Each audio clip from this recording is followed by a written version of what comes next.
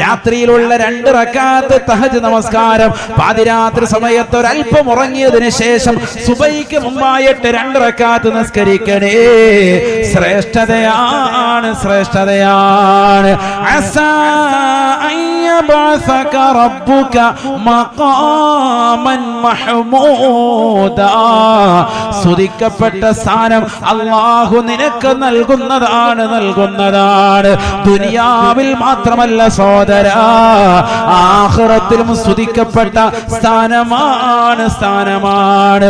ഈ ദുനിയാവിൽ ഭൗതിക വിദ്യാഭ്യാസം നുകരുന്നവരെ, ആത്മീയ വിദ്യ നുകർന്നുകൊണ്ട് ആലിമാകാൻ കൊതിക്കുന്നവരെ, ദിക്ർ ചൊല്ലുന്നവരെ, ഇബാദത്ത് എടുക്കുന്നവരെ, തഹജ്ജുദ് ഒന്ന് നിത്യമാക്കണേ.